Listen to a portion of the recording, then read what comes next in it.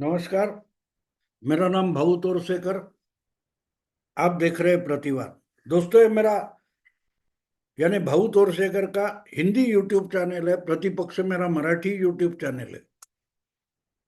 तो आजकल मैं प्रतिवाद में ही मेरे हिंदी वीडियो डालता हूँ, प्रतिपक्ष पर नहीं डालता। इसलिए जो मुझे हिंदी में सुनना चाहते हैं वो कृपया प्रतिवाद को सब्सक्राइब करें। दोस्तों, आज मैं यमुना की सफाई पर बात करूंगा और इसका कारण ये है कि मुझे एक बात अजीब लगी कि चुनाव के नतीजे आने के बाद आज मैं मानता हूं कि 10 दिन हो गए। 8 फरवरी को दिल्ली विधानसभा के चुनाव नतीजे सामने आ गए थे। 5 फरवरी को वोटिंग हुई थी, मतदान हुआ था। और 8 फरवरी को मतगणना हो गई थी। और शाम होते होते पिक्चर क्लियर हो गई थी कि केजरीवाल और उनकी पार्टी बुरी तरह से हार गई। 10 साल के बाद लोगों की नाराजगी सामने आ गई और बीजेपी 27 साल के बाद दिल्ली की सत्ता में आने का रास्ता खुल गया। सवाल यह है कि 10 दिन होने के बाद भी बीजेपी, जब मैं बोल रहा हूं 18 फरवरी की तारीख है, तो 10 दिन होने के बावजूद बीजेपी ने अपना मुख्यमंत्री पद का चेहरा तय नहीं किया। 48 सीटें मिल गई है। एक बात तो चुनाव से पहले जोर शोर से चल गई थी कि केजरीवाल के सामने बीजेपी का मुख्यमंत्री पद का चेहरा है कौन। और यही तो बीजेपी की वीकनेस है, बीजेपी की खामियां हैं। क्योंकि बीजेपी के पास केजरीवाल से टक्कर लेने वाला कोई नेता या चेहरा नहीं है। और इसलिए बीजेपी अगर दिल्ली का चुनाव लड़ रही है तो फिर एक बार हारेगी, तीसरी बार, चौथी बार हारेगी, क्योंकि बीजेपी के पास मुख्यमंत्री पद का कोई चेहरा नहीं है। ये चर्चा होती रही, फिर भी बीजेपी ने माना नहीं और केजरीवाल के सामने बिना चेहरे के, यानी मुख्यमंत्री पद का कोई नाम बिना घोषित किए बीजेपी ने चुनाव लड़ा था। तो बात साफ है, बात साफ है कि अगर आपको लोगों ने भर भर के वोट दिए और तगड़ा बहुमत दे आया तो आपको बहुत जल्दी सरकार एस्टेब्लिश करने की जरूरत थी। लेकिन नहीं हो पाया क्योंकि चुनाव हो गया और जो कुछ प्रोग्राम होने वाले थे, तो उसके पहले ही प्रधानमंत्री विदेश जाने वाले थे और कोई प्रोग्राम थे। तो इसलिए मुख्यमंत्री जो चुनना है वो दिल्ली वाले नहीं चुनते, तो पार्टी का जो संसदीय मंडल है, पार्लियामेंट्री बोर्ड है या पार्टी का हाईकमांड है, वही तय करता है कि मुख्यमंत्री कौन होगा। हमने पिछले कुछ सालों में, 10 सालों में देखा कि बीजेपी चुनाव के नतीजे आने के बाद अचानक सब लोगों को चकित करने वाले चेहरे को सामने लाती है। मध्य प्रदेश में शिवराज सिंह चौहान का चेहरा सामने था, लेकिन चुनाव के नतीजे आने के बाद अचानक से एक नया चेहरा सामने लाया गया। वही बात राजस्थान की है और वही बात छत्तीसगढ़ की भी है। तो गुजरात में कोई नया होने जा रहा है ऐसी बात नहीं है। गुजरात में भी, उड़ीसा में वही हो गया। कोई चेहरा नहीं था, बीजेपी को बहुमत मिल गया और बाद में प्रधानमंत्री ने एक नया नाम और नया चेहरा लोगों के सामने पेश किया। लेकिन एक बात है, आप पहले से डिक्लेयर करो या बाद में डिक्लेयर करो, जो कुछ करना है उसको इतनी देर लगना गलत है ऐसा मुझे लगता है। लेकिन जब कुछ गलत होता है या सही नहीं लगता तो सही या गलत ठहराना बात की बात है। पहले उसको समझना जरूरी होता है, उसका विश्लेषण होना, उसकी मीमांसा होना मैं मानता हूं कि जरूरी होता है। बीजेपी इतनी देरी क्यों कर रही है?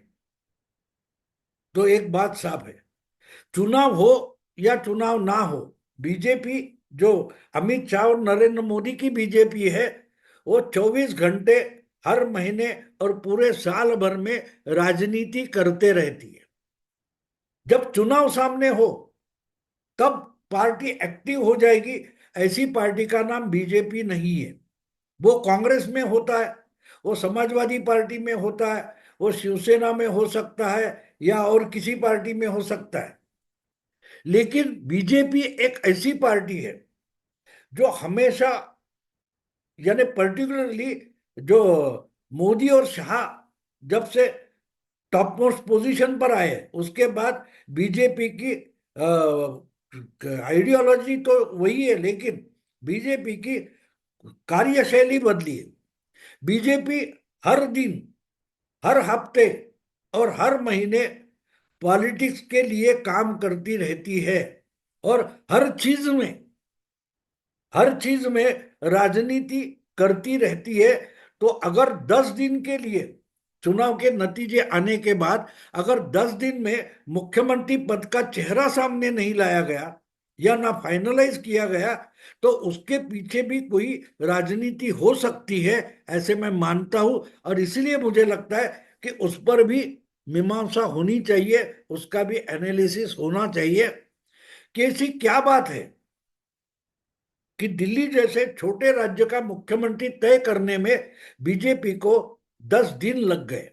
अभी भी 10 दिन बोल रहे, लेकिन आज भी मैं जब बोल रहा हूं तब तक कोई भी मुख्यमंत्री पद का चेहरा या नाम बीजेपी पार्टी से सामने नहीं आया था।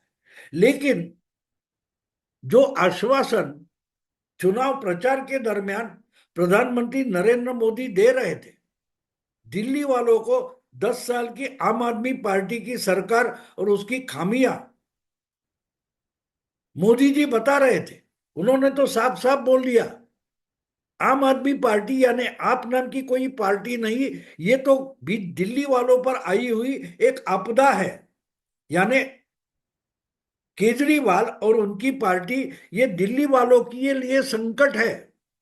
और वो संकट क्या क्या है? भ्रष्टाचार तो होता ही है, लेकिन जिंदगी हैरान करने वाली, परेशान करने वाली बना रखी है आम आदमी पार्टी ने। और इससे छुटकारा चाहिए, आपदा से छुटकारा, ये दिल्ली वालों की प्रायोरिटी है। बीजेपी वालों को सब वोट देना और बीजेपी वालों को सत्ता बहाल करना, ये प्रायोरिटी नहीं है, प्राथमिकता नहीं है।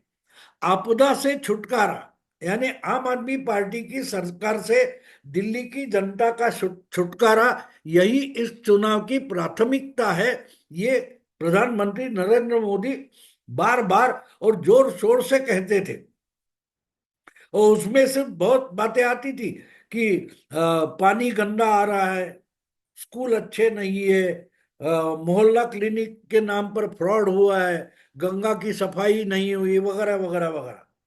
लेकिन गंगा की सफाई, ये तो इंपॉर्टेंट बात थी, क्योंकि गंगा, सॉरी, यमुना की सफाई, ये बड़ा अहम मुद्दा रहा प्रधानमंत्री मोदी के भाषण में।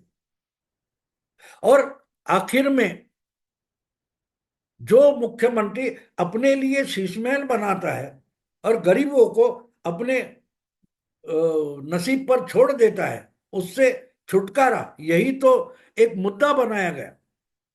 और इसलिए मैं मानता हूं कि 10 दिन हुए, जो जो पार्टी अपने लिए मुख्यमंत्री नहीं ढूंढ पाई, उस पार्टी ने यमुना की सफाई शुरू कर दी। हाँ, उसका खुलासा भी आया है कि 4 साल पहले, 3 साल पहले, जब यमुना की गंदगी साफ करने का विषय आ गया और नेशनल एनवायरनमेंट जो क्या बोलते हैं उसको, ग्रीन अथॉरिटी है, उसने कुछ निर्णय दिए थे यमुना सफाई के लिए, और अपनी तरीके से एक अथॉरिटी बनाई थी यमुना सफाई की। उसमें जो दिल्ली के लेफ्टिनेंट गवर्नर है, उनको उसका हेड बनाया था। तो केजरीवाल और आम आदमी पार्टी सहित उनके गवर्नमेंट ने सुप्रीम कोर्ट में उसको चैलेंज कर दिया था कि अगर दिल्ली में चुनी हुई सरकार है तो उसमें एक अथॉरिटी सरकार से आगे जाकर, चुनी हुई सरकार से आगे जाकर अपॉइंटेड गवर्नर के पास क्यों हो। अब ये मामला कोर्ट में चलता रहा और यमुना में गंदगी बढ़ती गई, तो आखिर आखिर में उसका निर्णय आ गया और उस पर स्टे दिया गया। तो यमुना की सफाई का काम हुआ ही नहीं। अब हुआ नहीं, इसका कारण क्या था? केजरीवाल ने किया नहीं, ऐसा नहीं है। जो बात आराम से हो सकती थी, एलजी के एलजी के नेतृत्व में जो अथॉरिटी अपॉइंट की गई थी, जो एनवायरमेंट का, पर्यावरण का अथॉरिटी है, उन्होंने किया था। उस पर अड़ंगा डाला केजरीवाल ने और 2 साल के लिए, 3 साल के लिए वो काम रुकवा दिया। आज अचानक चुनाव के नतीजे आने के बाद उसी अथॉरिटी से एलजी यानी लेफ्टिनेंट गवर्नर ने काम शुरू किया है। ये मोदी ने नहीं शुरू किया है। बात साफ है। लेफ्टिनेंट गवर्नर जानते हैं कि अगर ये मामला चुनाव के प्रचार में प्रधानमंत्री ने उठाया है तो उनका जब मुख्यमंत्री बनेगा तो यमुना के सफाई में वो अड़ंगा नहीं डालेगा। सफाई कौन करे, मुख्यमंत्री करे या एलजी करे, इस पर बीजेपी का मुख्यमंत्री कुछ आक्षेप नहीं लेगा, ऑब्जेक्शन नहीं लेगा। ये जानकर फटाफट एलजी ने ये काम शुरू कर दिया है।